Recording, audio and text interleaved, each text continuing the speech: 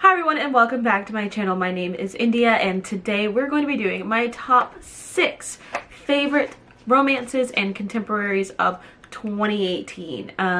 Surprisingly enough, I read a lot of romance around the end of 2018. I don't know why. I don't know what made me do it. Well, I kind of know what made me do it. Kingdom of Ash made me do it. But whatever. It's fine.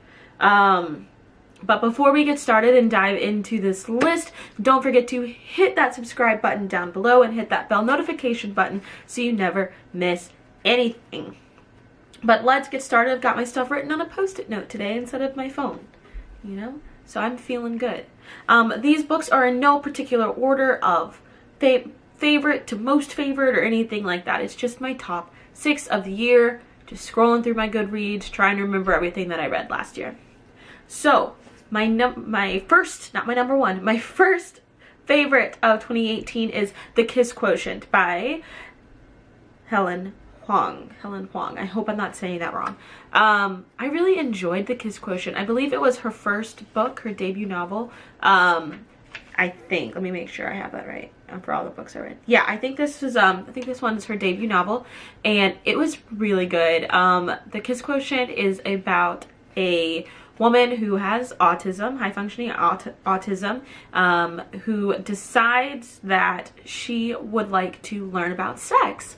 And because she's just never had a relationship where she feels like she's gotten to learn about sex, she's had sex before, but now she really wants to learn about the fine tunes of being in a relationship as well as having sex, because she is actually a computer whiz, and a whiz with numbers and analytics and app development, and just she's amazing at what she does and in her job, but she just wants to start figuring out more about interpersonal relationships, and so she believes that this is what will help her out. So to do that, she hires an escort. One, I never would have thought about that. I never would have thought about hiring an escort to teach me such things.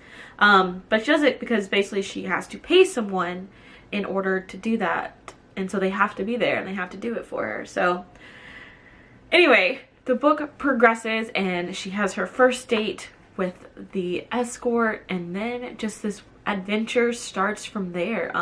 You have to really read it. Like, it's really good and I really enjoyed it. So definitely put it on your TBR if you haven't read it already. Her second book comes out this year in 2019, and I'm really excited about that one too. Number 2, The Proposal by Jasmine Guillory. And so I do already have a book review up for this one because I really enjoyed it and I needed to add some extra book reviews. I do plan on getting book reviews out for all of these. So by the time you've watched it, I either have them all out or I don't have them all out. But working on it. But The Proposal, like I said, I already have a complete book review of it, so I'm just going to give you the rundown. But basically, The Proposal is this young woman just is out with her boyfriend, her idiot of a boyfriend, is out with her boyfriend at a baseball game when all of a sudden her boyfriend decides that he's going to propose to her in front of everybody at the Dodgers game. Granted, this is such a surprise to her because she doesn't even love him. They haven't talked about it. They haven't done any of that, but he has decided that he is going to propose to her. She says no.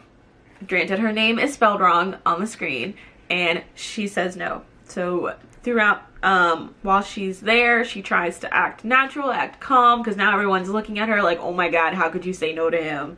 And she's like, well, obviously I could, and I did. But whatever. So while she's there, all this brother and son duo behind her are watching this all unfold, and then they see the camera crews come down, so they decide that they need to save her. And they act like they're old friends. They're like, hey, you want to go grab a hot dog? You want to go grab a beer? And let's get out of here. So they basically help her escape the Dodger Stadium to get out of there unscathed and without the whole media attention, even more media attention on her.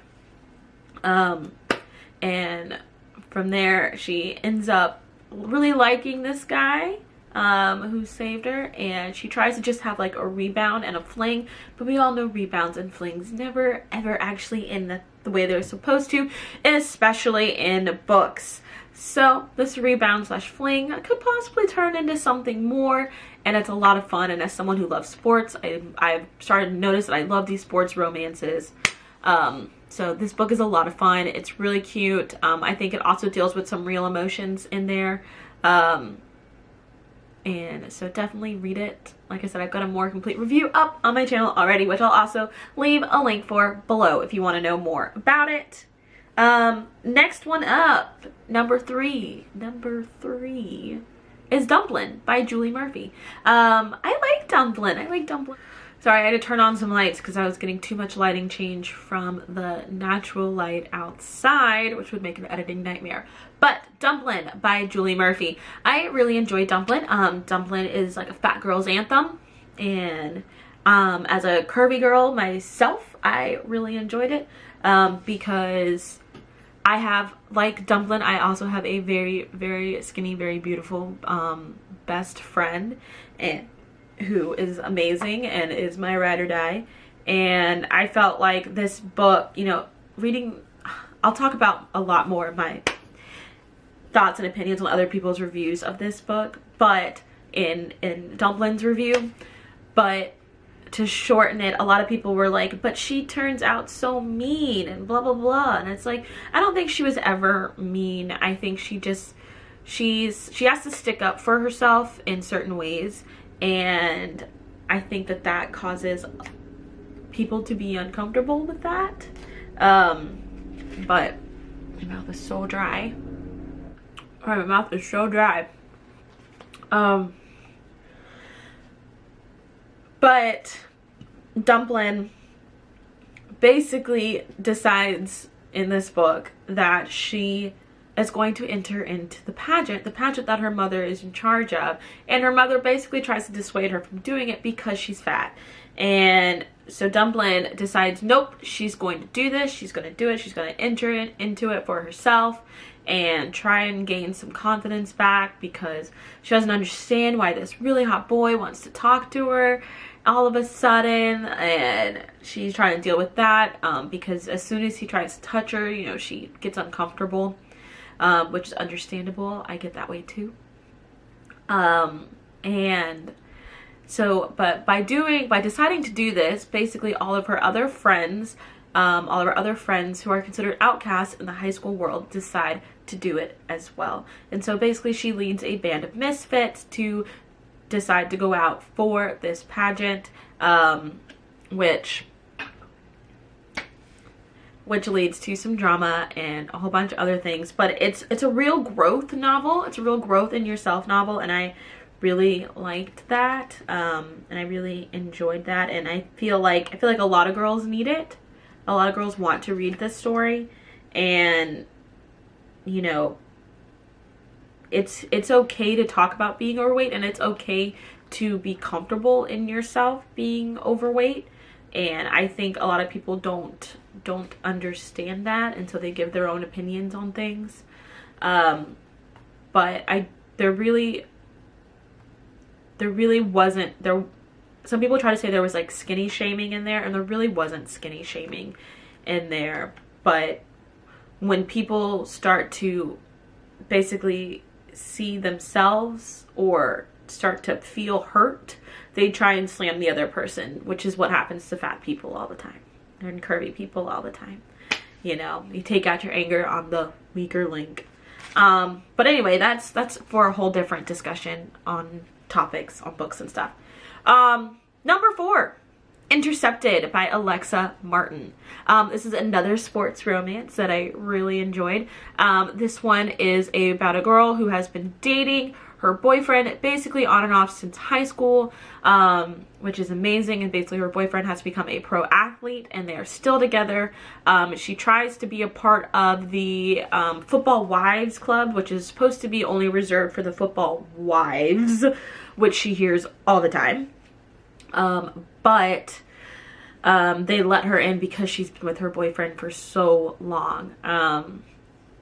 And during this time, basically there was a transfer onto the team, a new quarterback, which we all know a new quarterback shakes things up in football.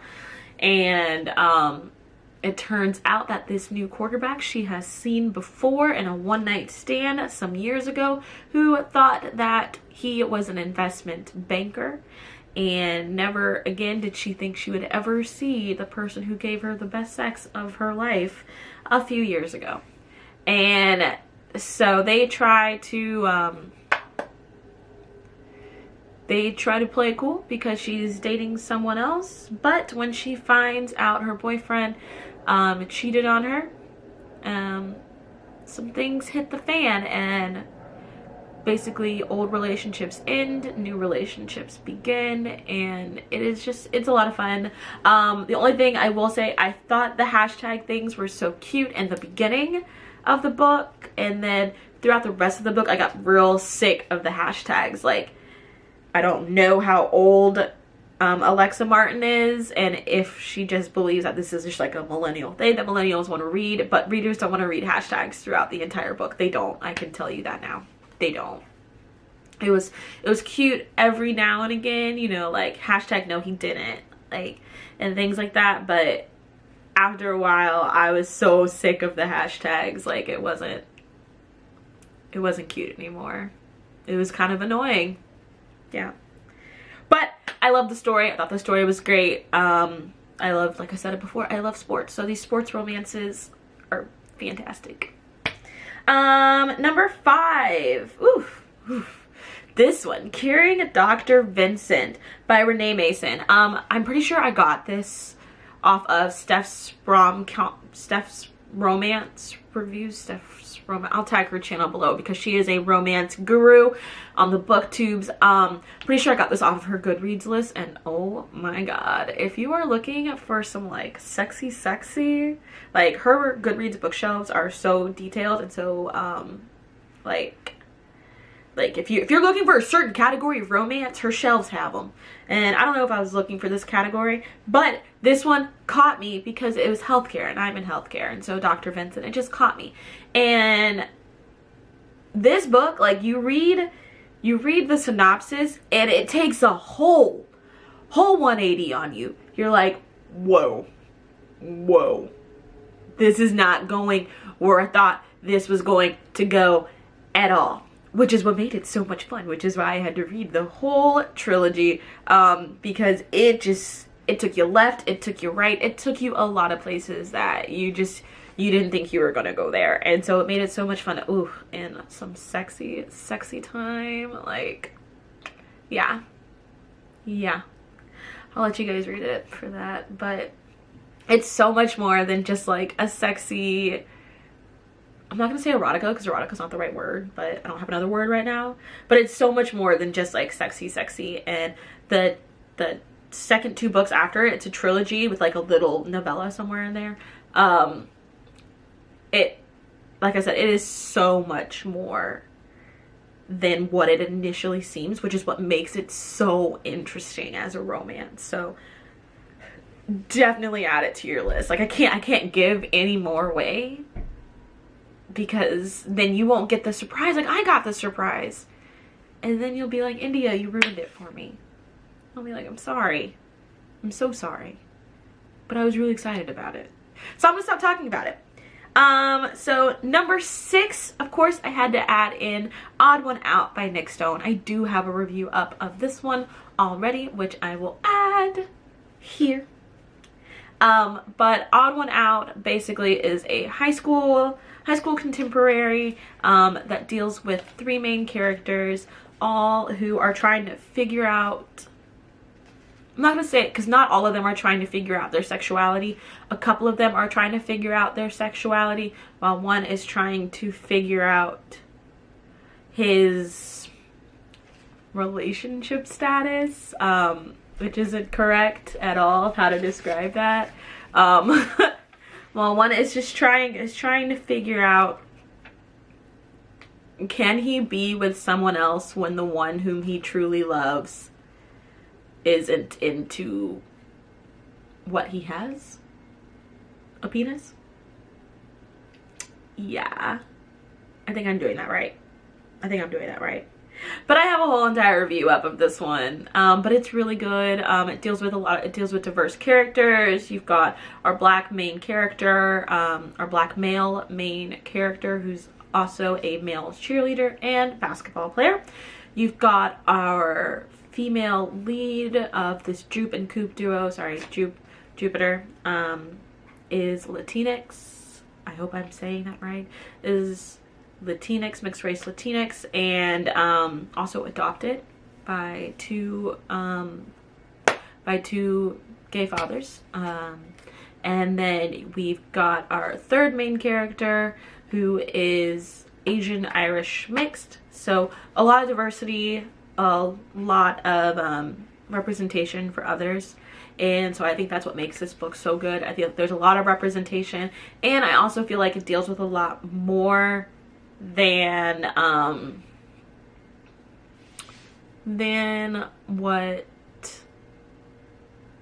what your normal high school contemporary romance deals with. I feel like it talks about some things that are more specific that I feel like a lot of kids these days need to read. So, you know, I thought it was good. I thought it was very good. But yeah, those are my top 6, y'all. My top 6 books of 2018 for romance and contemporary. Last year I definitely read a lot more fantasy, which is fine. I love fantasy, we all know that, but it was so much fun to throw in some contemporary and romance, and I think that just made it fun. But anyway, like I said earlier, don't forget to subscribe to my channel so that way you will never miss some of these reviews that will be coming out soon. Don't forget to follow me on all social media, because I typically am on IG stories talking about what I'm reading, so you never miss that as well. And until next time, keep turning the pages.